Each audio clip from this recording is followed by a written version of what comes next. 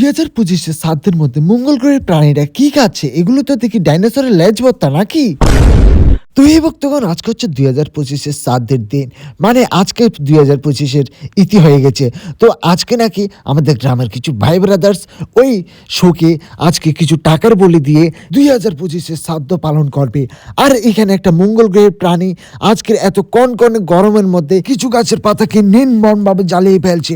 এসব মঙ্গল গ্রহের প্রাণীদের মধ্যে কোনো মায়া দয়া নেই। তারপর আমিও আর কি করব, এই কনকনে গরমের মধ্যে এই আগুনের মধ্যে গাটাকে একটু ঠান্ডা করে নিলাম।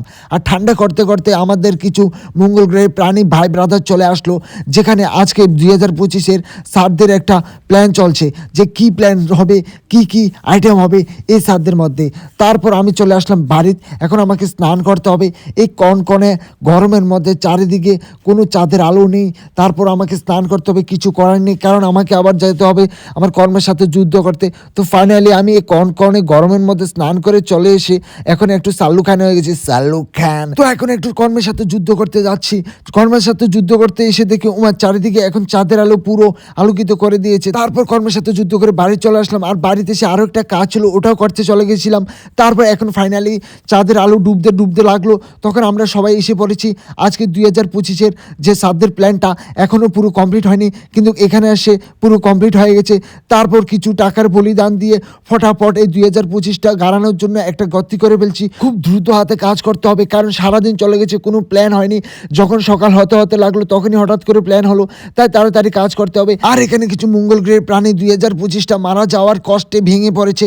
তাদেরকে কি বলবো, তাদেরকে আমি একটু সান্ত্বনা দিলাম। আর এখন আরেকটা কাজ শুরু করে দিয়েছি, কারণ রাত্রে চারিদিক কনকনে গরম হয়ে থাকবে। আর এই কনকনে গরমের মধ্যে গাটাকে একটু ঠান্ডা করার জন্য গাছের কিছু ডেড বডিকে আমরা, আর সবচেয়ে বেশি কিন্তু আমি এই গাছের ডেড বডি খুঁজে বের করেছি, কারণ আমি যতটা গাছের ডেড বডি খুঁজে পেয়েছি ওগুলো দিয়ে আজকে সারা রাত্র গাটা ঠান্ডা করে রাখা যাবে। এখন কিন্তু আমাদের মঙ্গল গ্রহের প্রাণীরা ভাই ব্রাদার্সরা খুব দ্রুত সুরে কাজ করছে। 2জন দাঁড়িয়ে আছে, 10জন কাজ না, 10জন দাঁড়িয়ে আছে, 2জন কাজ করছে। এইভাবে চলছে আমাদের আজকের এই প্ল্যানটা। চারিদিকে আমাদের মঙ্গল গ্রহের প্রাণী ভিড় করে ফেলছে, কিন্তু কাজের বেলা ঠেঙ্গা। আর চারিদিক কিন্তু পুরো অন্ধকারে নেমে সকাল হতে লাগলো। তারপর আমি তাদেরকে একটু বুঝালাম, বাইরে চল রে, আজকে যে 2025-এর শ্রাদ্ধ করবি তাদের জন্য রান্না করার জন্য তো আইটেমগুলো রান্না করার জন্য তো কিছু লার্কি লাগবে, নাহলে ওগুলো কীভাবে চলবে। তারপর আমি তাদেরকে বুঝিয়ে শুনিয়ে কিছু লার্কির ব্যবস্থা করছিলাম।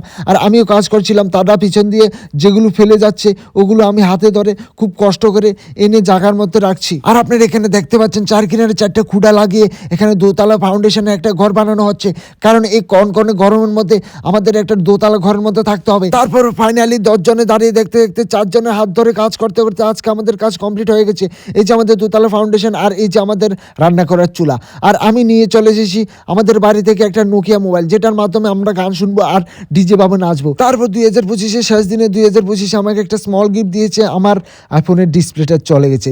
বাবা আমি কিন্তু খুব খুশি এত সুন্দর একটা গিফট পেয়ে। তারপর আমার পিকনিক কোথায় আর আমি কোথায় আমি নিজেই বুঝতে পারছি না, কারণ মনটা এতই জোরে ভেঙেছে যে কিছু বলার ভাষা নেই। তারপরে আমি তোমাদের ফানিভাবে কথাগুলো বলছি, তোমাদের হাসানোর একটু চেষ্টা করছি। তারপর তারা এখানে একটু ডাইনোসরের লেজ নিয়ে চলে এসেছে, আর আমার তো একদম ভালো লাগছে না, মনটা পুরো খারাপ হয়ে আছে। পিকনিক তো দূরের কথা, আমি এখানে বসে থাকতেও মানে পারছি না এই অবস্থা। তারপর একটু গিয়ে আমার অবস্থাটা কেমন তোমরাই দেখো।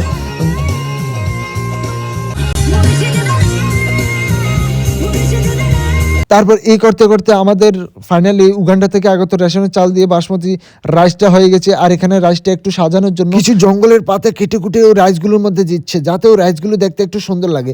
তারপর এখানে একজনে কাজ করছে আর 10 জনে দেখছে, এই অবস্থা হচ্ছে।